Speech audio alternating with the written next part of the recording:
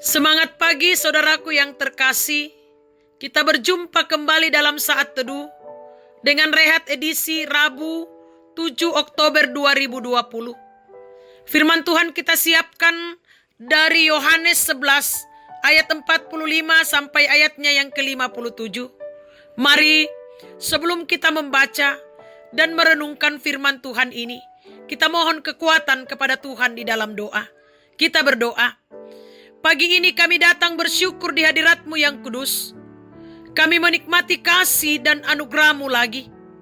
Kami datang sujud di hadapan-Mu dalam kerendahan hati untuk merindukan suara Tuhan yang disampaikan melalui firman kepada kami semua. Sehingga kami makin bertumbuh, mengenal akan kemurahan Allah, dan kami menjadi pelaku firman-Mu.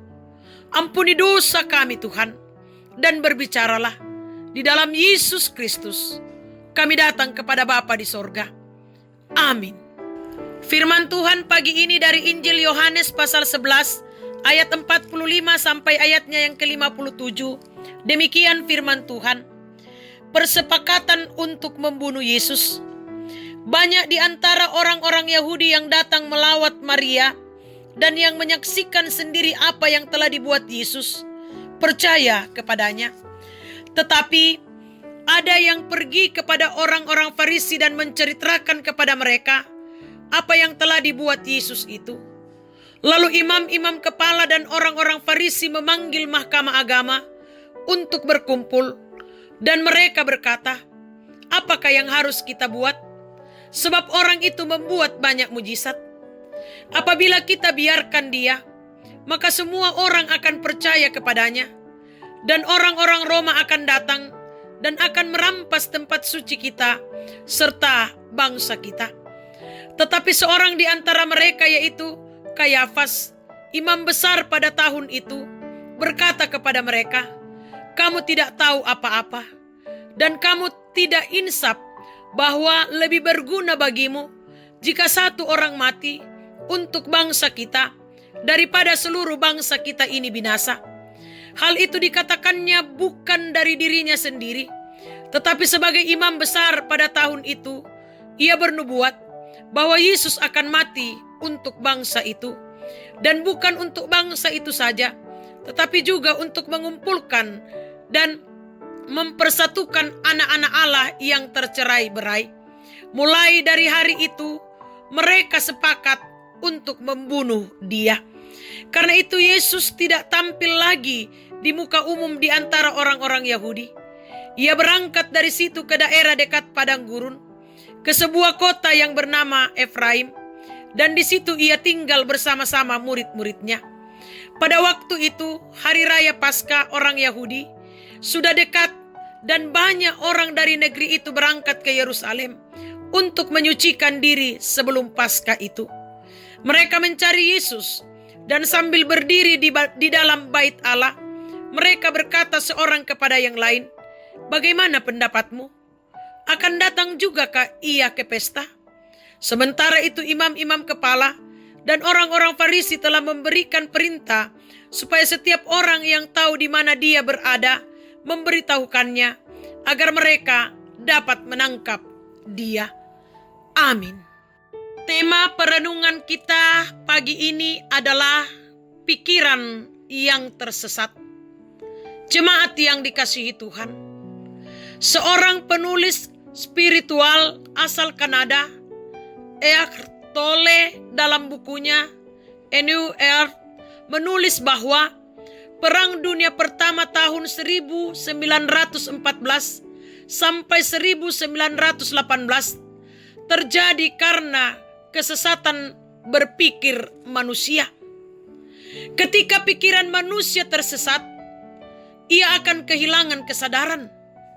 Padahal kesadaran sangat dibutuhkan untuk menentukan kualitas kebijakan manusia. Cara berpikir negatif akan mudah mendorong orang melakukan hal-hal negatif. Sebaliknya, seseorang yang terbiasa berpikir positif akan mudah melakukan hal-hal yang positif. Itulah yang terjadi pada orang-orang Farisi ketika memikirkan Yesus secara negatif. Akibatnya, mereka selalu mencari-cari kesalahan Yesus. Saat banyak orang percaya kepada Yesus yang telah membangkitkan Lazarus, mereka justru tersinggung dan berujung pada konspirasi antara imam-imam kepala dan Mahkamah Agung untuk membunuh Yesus. Kayafas sebagai imam besar memandang Yesus sebagai provokator. Mengetahui hal itu, bagaimana reaksi Yesus? Ia memilih untuk menyingkir dari hadapan publik. Apakah Yesus takut? Tidak. Dia memilih untuk tinggal bersama murid-muridnya di Efraim dalam rangka menjaga suasana tetap kondusif, sekaligus mempersiapkan hati murid-murid bahwa sebagai pelayan tidak selalu hal baik yang dilakukan akan ditanggapi positif oleh orang lain. Jemaat yang dikasihi Tuhan, memang kita tidak bisa mengendalikan pikiran orang untuk tidak tersesat. Tetapi kita bisa menjaga pikiran kita untuk tidak ikut sesat. Kesadaran untuk tetap mengendalikan pikiran agar tidak tersesat akan menolong kita untuk tetap berlaku baik dan bijak dalam menghadapi setiap persoalan, terutama dalam pelayanan. Amin. Mari kita berdoa. Puji dan syukur kami naikkan kepadamu ya Tuhan atas kasih dan anugerah-Mu bagi kami semua. Firman-Mu sungguh luar biasa diperdengarkan kepada kami pagi ini, yang mengajar kami untuk tetap menjaga pikiran kami agar tidak tersesat di tengah-tengah kehidupan ini. Tuhan, kami serahkan kehidupan kami ke dalam tangan-Mu. Tuntun dan sertai kami dalam mengangkat juang, karya dan kerja kami hari ini, sehingga kami semua boleh menjalaninya dengan baik, seturut dengan kehendak Tuhan. Berkati segala usaha dan rencana-rencana kami, sehingga tetap berjalan seturut dengan kehendak Tuhan sendiri.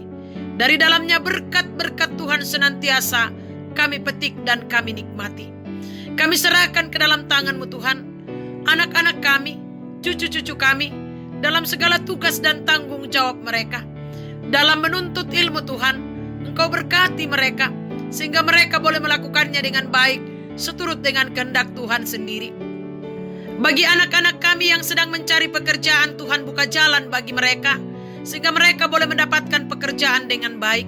Yang sudah bekerja, tuntun mereka untuk melakukannya dengan penuh tanggung jawab di hadapan Tuhan sendiri. Ya Bapa, kami berdoa membawa ke dalam tangan pengasihan Tuhan orang tua kami, saudara-saudara kami, kekasih-kekasih kami. Tuntun dan peliharakan mereka dalam seluruh aktivitas mereka hari ini. Kami serahkan jemaat-Mu Tuhan, peliharakan mereka dan tuntun mereka. Majelis gereja-Mu, pengurus organisasi intragerejawi di tengah-tengah jemaat-Mu, jemaat Efrata. Biarlah mereka tetap dalam perlindungan kasih sayang Tuhan sendiri dalam mengangkat tugas pelayanan mereka.